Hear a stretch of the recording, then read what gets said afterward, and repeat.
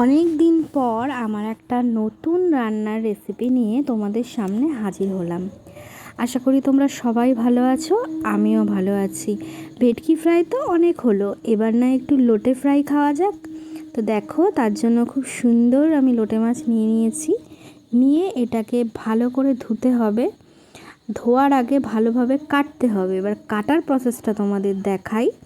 এটা তুমি যদি করতে পারো ঠিকঠাকভাবে, দেখবে তোমাদের মাছের পিসটাও কিন্তু খুব সুন্দরভাবে কাটা হবে। তো আমি লোটে মাছটা নিয়ে দেখো, এটা মাছ বরাবর একদম পুরো ফেলে দিলাম, ঠিক আছে, একদম মাথার দিক থেকে একদম লেজ অবধি। তার আগে কিন্তু মাথাটা আর লেজটা কেটে আমি বাদ দিয়ে দিয়েছি।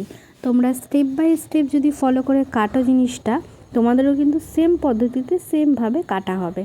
তো একটু ধৈর্য নিয়ে কাটতে হবে।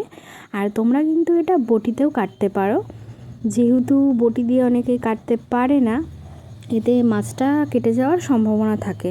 তো অলওয়েজ তোমরা ক্যাঁচি দিয়ে কাটতে পারো, এটাতে সুবিধাও হবে। তো মাছ বরাবর আমি কাটার পর দেখো, আরেকটু মাছ বরাবর কাটার পর যে কাটার সাইডটা আছে তার পাশ থেকে কিন্তু আমি কেটে দিচ্ছি, যেহেতু কাটাটা ওখান থেকে বেরিয়ে আসে আর কাটাটাকে বাদ দিতে তোমাদের সুবিধে হয়। তো এই দেখো বেরিয়ে এসছে সুন্দরভাবে। এবার এই কাটাটাকে আমি নিচ থেকে কেটে পুরোটা বাদ দিয়ে দেবো, তাহলে সুন্দরভাবে আমার মাছের কিন্তু পিসটা রেডি হয়ে যাবে। দেখো কত সুন্দরভাবে রেডি হয়ে গেছে। এবার স্টেপ বাই স্টেপ ফলো করবে। এটাকে কিন্তু খুব ভালো ধুয়ে নিতে হবে। তারপরে এবার আমি এটাকে ম্যারিনেট করব। তার জন্য অর্ধেকটা লেবুর রস আমি দিয়ে দিলাম, পাতি লেবুর রস। আর আমি ক্যামেরা অন করার আগে ভুলে গিয়েছিলাম, তাই জন্য অল্প একটু মশলা আমি দিয়েও ফেলেছিলাম। তো মশলার মধ্যে এখানে যাচ্ছে ধনিয়া পাতা, জিরে, শুকনো লঙ্কা, কাঁচা লঙ্কাও দিতে পারো, আমার মিক্স করে দিয়েছিলাম। তাই এর মধ্যে নুন, হলুদ আর গোলমরিচের গুঁড়ো দিয়ে আর একটু সামান্য তেল দিয়ে এটাকে ম্যারিনেট করে রেখে দেবে। আধ ঘন্টা থেকে 1 ঘন্টা রেখে দেবে। তারপরে তুমি নেক্সট প্রসেসগুলো ততক্ষণ করে নেবে। যেমন লাগবে বিস্কুটের গুঁড়ো, ময়দা, ডিম লাগবে।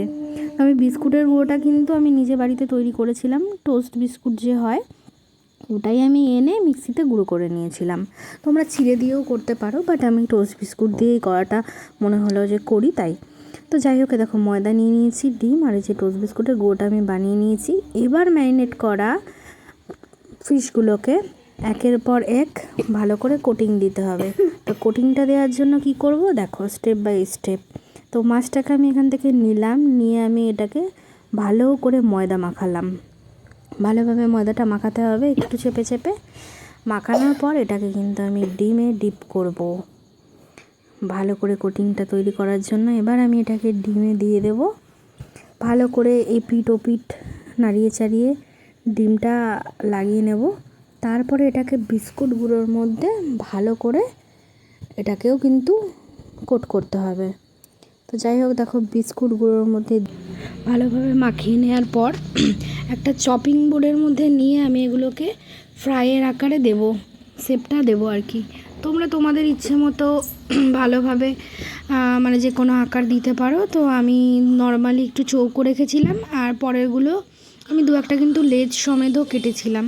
তো যাই হোক, ওটা পরে একদিন আমি তোমাদের সাথে শেয়ার করব। এই মুহূর্তে কারেন্টটা চলে যায়, তাই জন্য আমি ফ্রাইটা কালো হয়েছে আমি দেখাতে পারিনি।